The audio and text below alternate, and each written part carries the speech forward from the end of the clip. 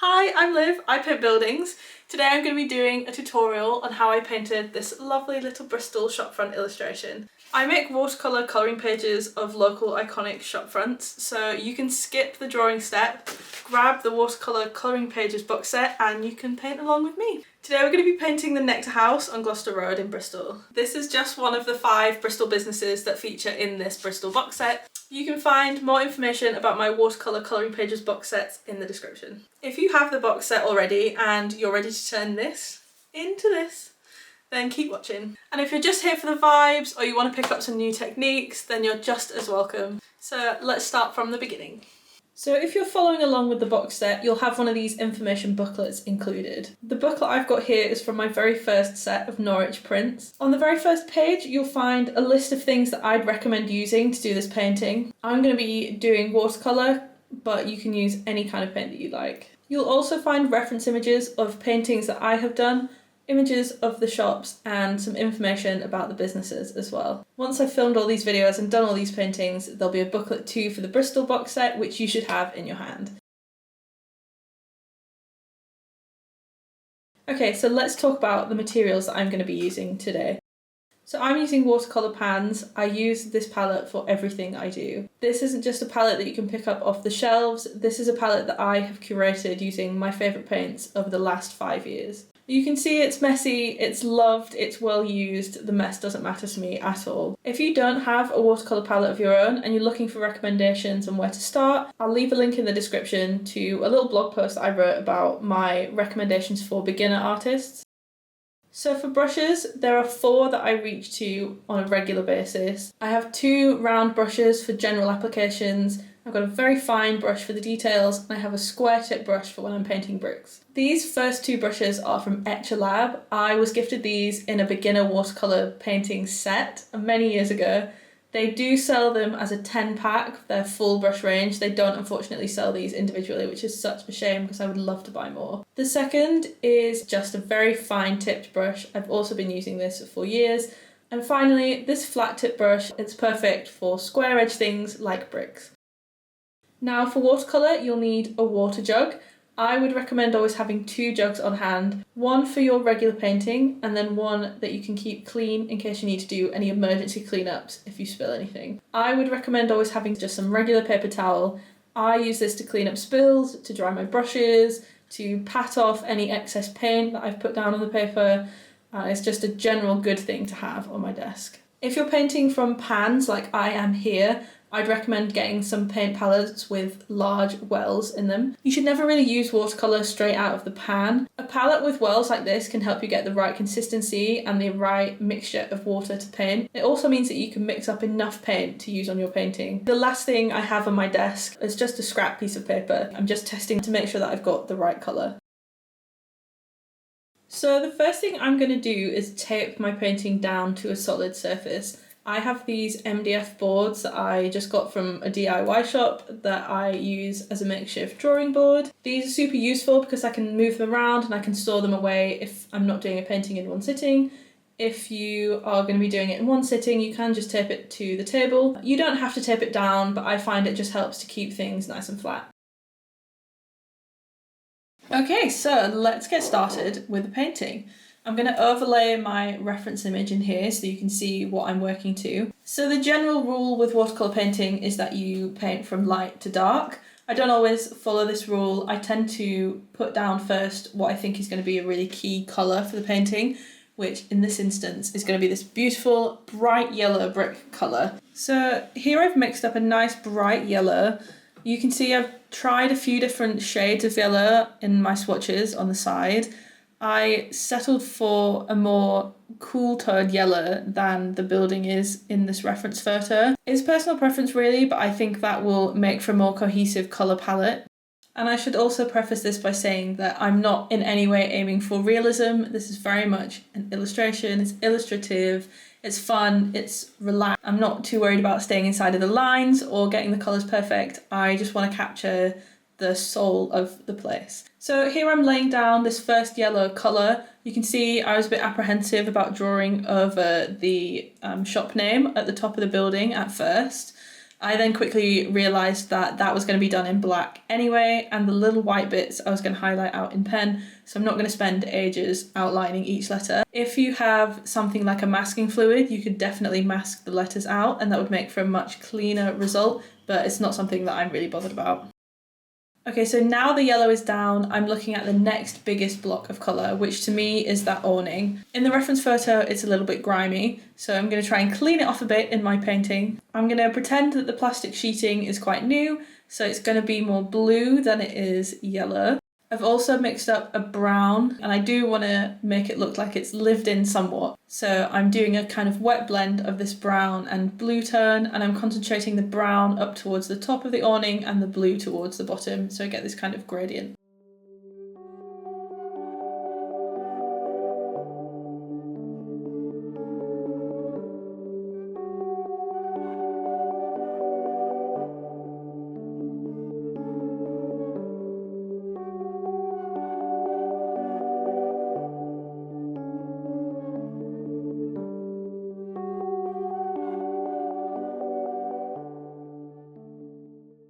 I decided at this point that it didn't really look true enough to life, and it did need a little bit of green in there, so while it's still wet I'm just very quickly mixing up a green and I'm dotting a little bit in just at the top underneath the plants to make it look a little bit more true to life.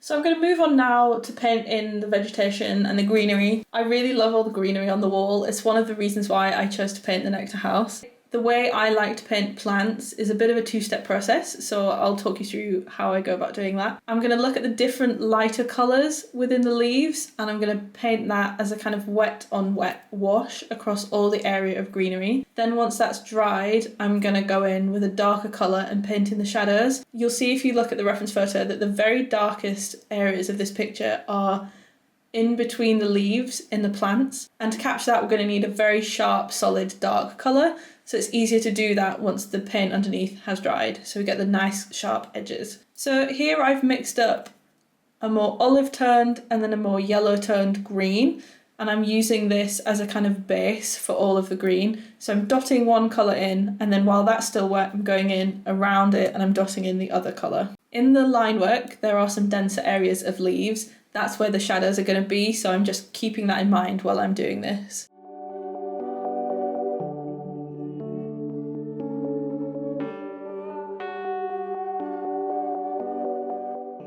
So before it dries completely, I'm just going to put a hint of those shadows down. You can see I'm just putting the darker colour in where the shadows are in the picture, but I'm not quite capturing the depth of those blacks. I'm going to do that later once this layer has dried.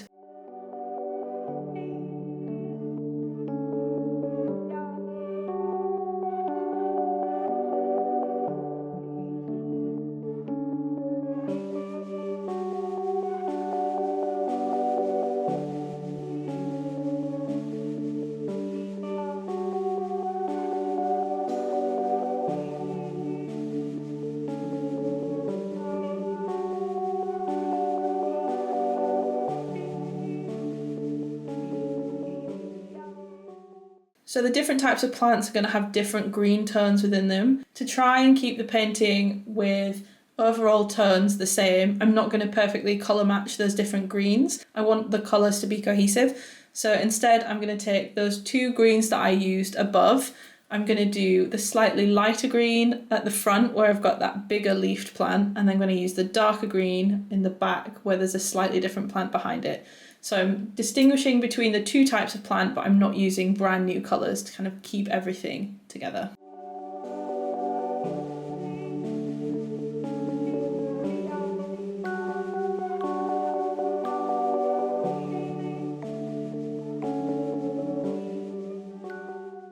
Next I'm going to paint in the frames for the doors and windows. In the reference photo it's a slightly unique colour, it's a bit different to the awning, and it's kind of the similar colour as the curtains in the top window. So I'm going to try and combine these three elements into one similar tone. So I'm going to use the same colours that I did on the awning, and that's the colour that I'm going to paint the frame. I'm also going to paint in the frames of the windows on the top floor. A general rule I like to follow is that you never leave anything purely white. Even if something is white in real life, it's going to have sun and shadows on it, which are going to change the tone of it slightly, so it'll never be a true brilliant white.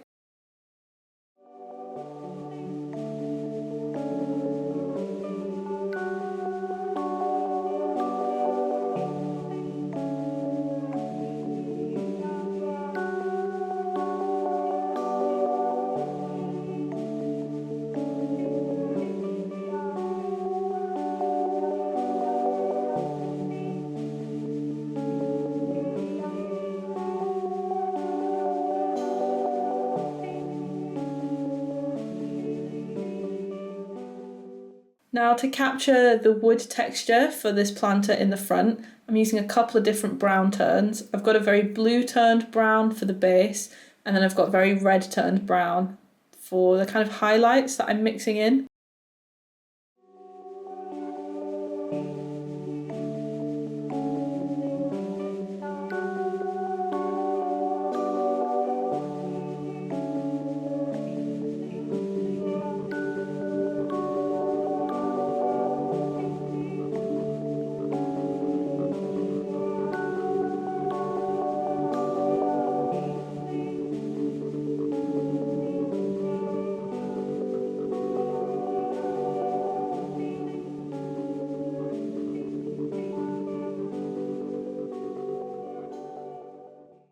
You can see here I'm using a paper towel just to pick up some excess paint.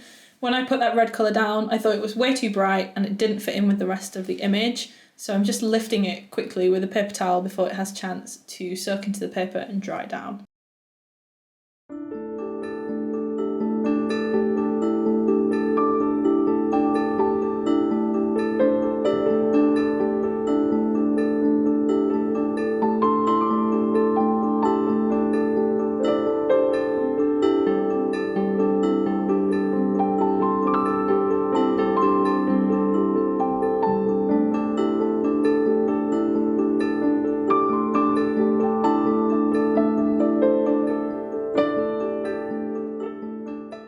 Now, the windows on the ground floor are quite dark. They're not pitch black, and we can see that there's some activity going on inside, but we can also tell that they're a little bit further in the background. I'm not keen on painting really detailed interior scenes.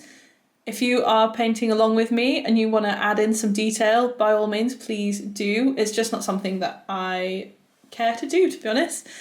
So instead of painting a really intricate scene on the inside of the building, I'm just going to use some of those colours to hint at something happening inside. So I'm going to put this general dark tone down, and then while it's wet I'm going to go in with a brown, because I can see some brown tones in here, and also some patches of yellow to kind of hint at the lights on inside the building.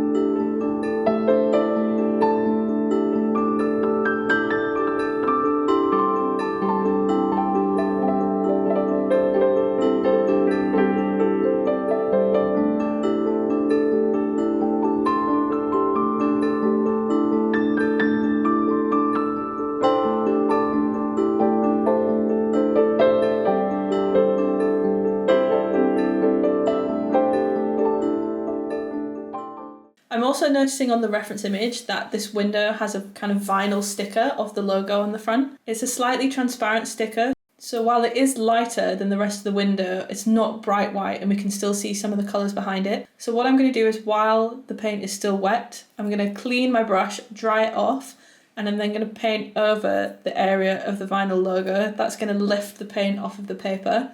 Because it's been sat on the paper for a little bit already, some of it has soaked in. So essentially what I'm doing is lightening the colour that's already down, which is kind of perfect for what I need to do here. So I'm now moving on to painting the windows on the top floor. These windows are much lighter, partly because they're not in the shadow of the awning, but also because they've got these white curtains in the window, so we don't see any of the inside of the building. So I'm first going to do a very light grey wash to capture the general colour. I'm then, while it's still wet, going to go in and blend in a slightly darker blue to try and capture some of those lines in the curtains.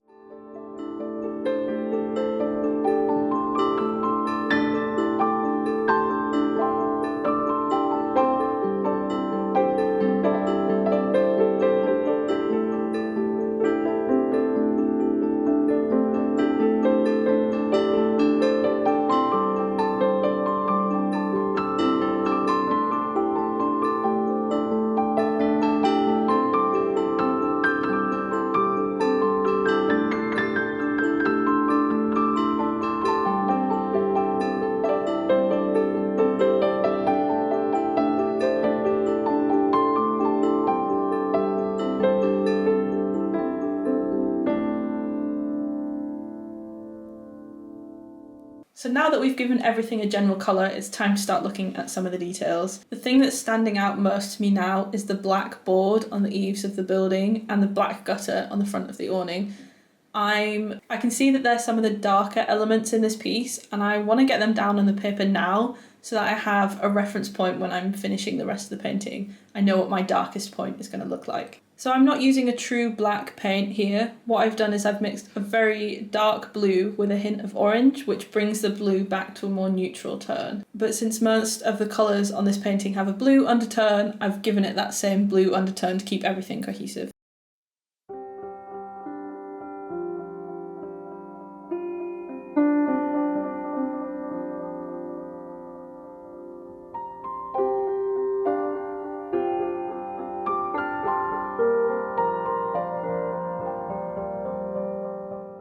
I'm using that same black colour along the gutter here, and I'm also going to use it to shade the plants, as I was talking about earlier. Now that the green underneath has dried, as I go in with this black, it's not going to run, it's not going to smudge, it's going to give very sharp and crisp edges, which is exactly what I need to get the texture of the leaves.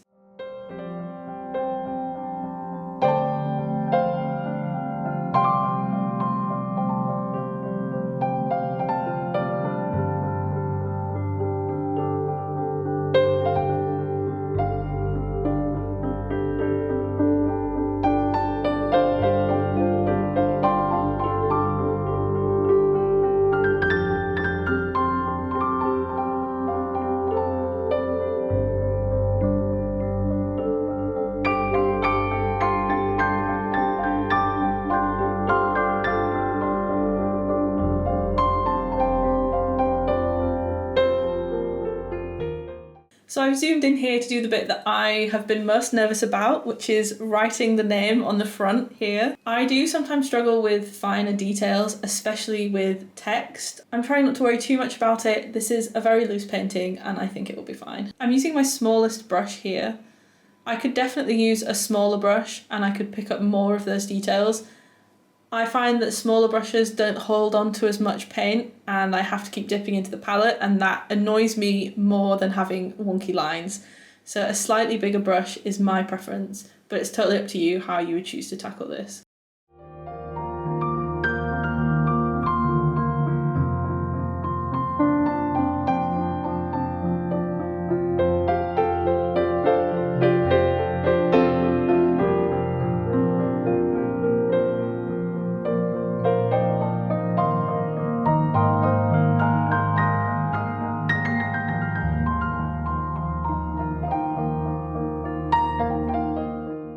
There are some lovely wooden benches out of the front of this cafe, and to get that wooden colour I'm mixing the yellow that I used to paint the bricks and the reddish brown that I used to paint the planters to give me this kind of orangey tone. It's a little bit more neutral than the colour in the reference photo, but again I'm trying to get all of the colours in this piece to match more than I am going for realism, and the best way to match colours is to use colours that you have already mixed as part of the piece.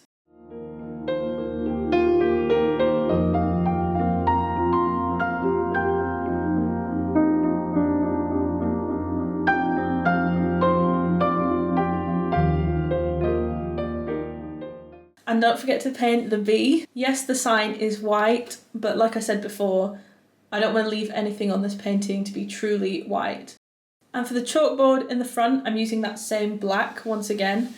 I'm not worried about the text becoming invisible. Up close you can still see what the writing says, and I'm going to go in at the very end and write over that with a white pen.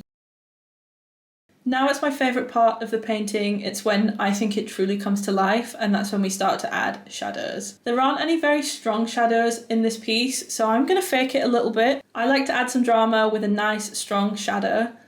I think it really helps to sell the 3D effect. So when I'm adding shadows, I'm thinking about elements that stand out from each other. The main one being the board on the roof. You can see in the reference image that there is a bit of a shadow in there, so that's going to be one of the bolder shadows on this piece.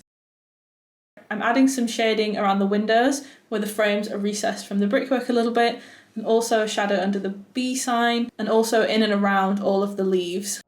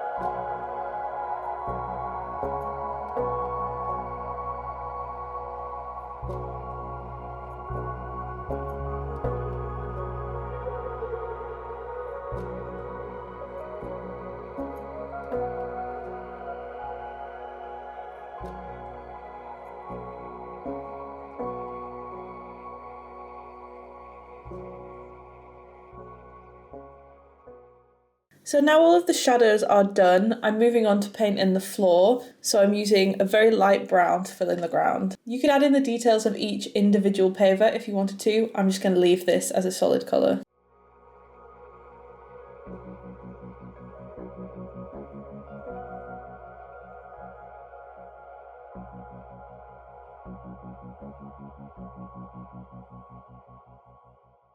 The back of the pavement here is much darker than the front because it's in the shade of the awning. So before the paint has a chance to dry, I'm going to go in with that shadow colour and add that to the back of the pavement. The colours will mix while the paint's still wet, so it'll give me a nice gradient effect.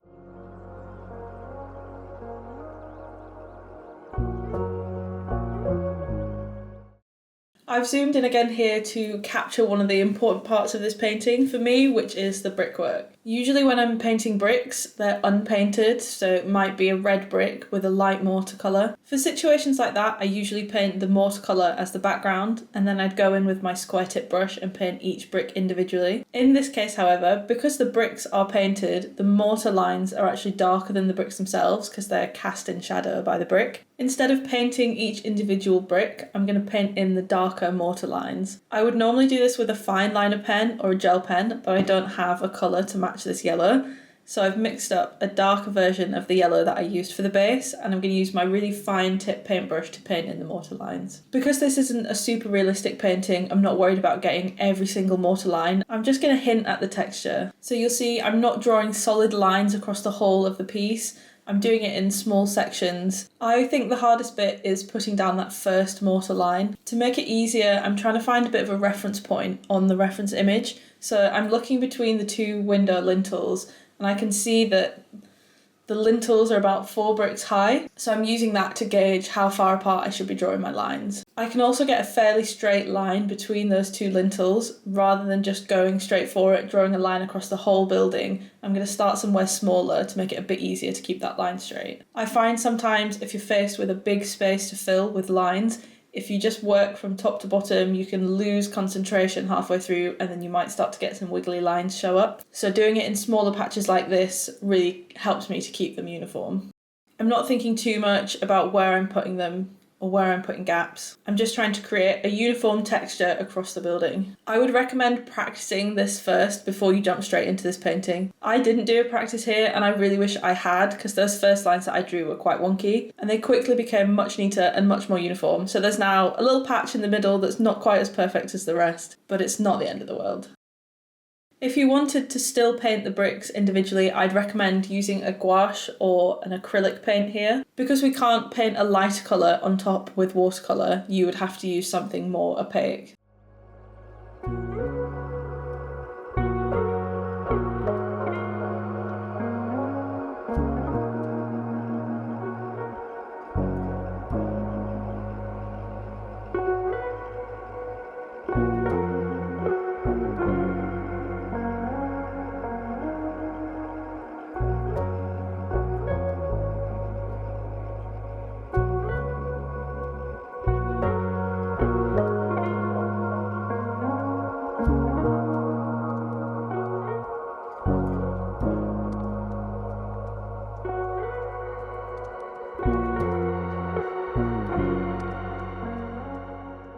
So it's been a few hours and the painting's had time to completely dry, which means I can now go in, add the final details with a white highlighter pen. These are the 3 pens that I reach for on a regular basis. I'll leave the details for these in the description. You could use any white ink for this. You could even use an acrylic or a gouache if you have a fine tip paintbrush to apply it with. I'm using these just to highlight some of the very brightest parts of the painting. You can see from the reference image that the board along the eaves has some textures to it, so I'm adding some white lines to add a kind of aging to that board. I'm also just adding in some of the brighter points of the curtains in that top window, and we can't forget about the text on the blackboard.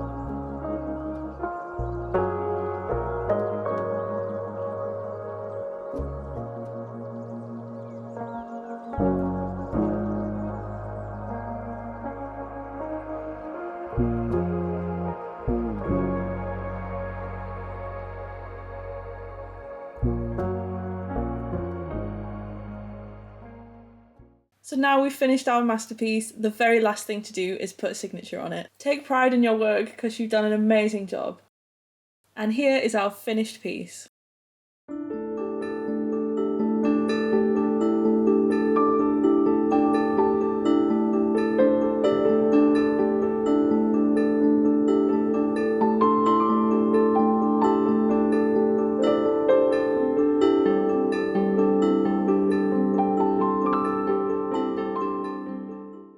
If you made it all the way to the end, thank you so much for sticking around, and I would love to see how your paintings came out if you did follow this tutorial. So if you just happen to stumble across this on the internet and you liked what's going on here, you can grab the blank illustration to colour in yourself. Like I said right at the beginning, this comes as a pack of 5 illustrations that you can paint yourself. These are all hand-drawn by me of places that I have lived and loved. So whether you are a Bristol local or know someone who is and think this would make a great gift, or if you love to do a painting but hate to do the drawing, then this box set might be for you. You can find all the available box sets and many more lovely things at livpaintsbuildings.com or at the link in the description. Thanks so much for watching, and I'll hopefully see you next time.